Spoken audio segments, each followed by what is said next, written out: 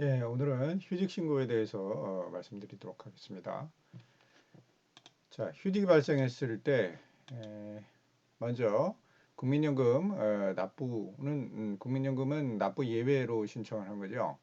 그래서 국민연금을 내지 않게 되는 거죠. 휴직이 시작한 그 월부터 해서 납부 예외로 해서 내지 않는 겁니다.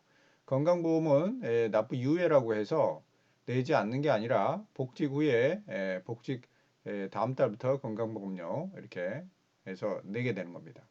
근데 그 요 안에는 육아휴직과 같은 경우는 그 납부 유예가 가능합니다. 그러니까 일반적인 휴직은 납부 유예가 가능하지만 출산 휴가는 납부 유예가 되는 게 아니라 이거는 납부를 해야 됩니다. 이거. 육아휴직 같은 경우는 또 그 납부 기간에는 저기 건강보험 최저한으로 일단 그 산정을 해서 복직 하는 때에 부과를 하는 거죠.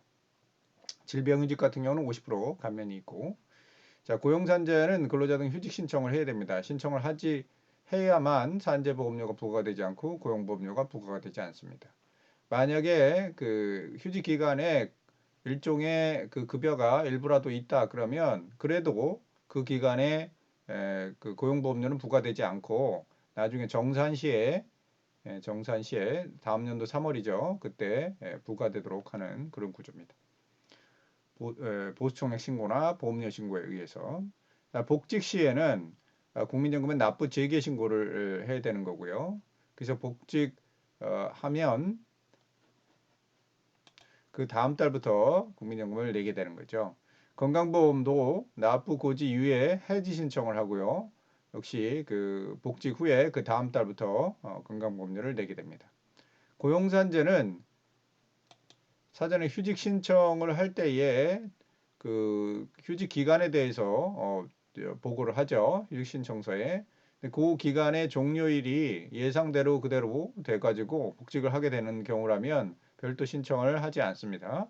그러나 그 종료일이 변경이 됐습니다. 그러면 휴직의 종료일이 변경됐다.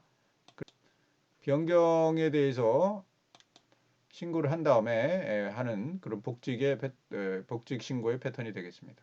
건설업에서 특별히 휴직이 발생했을 때는 그 건설업 면허 기술인 요건에 위배되는지 여부를 체크해야 됩니다. 그 휴직의 종류에 따라서 달라질 수 있는데요.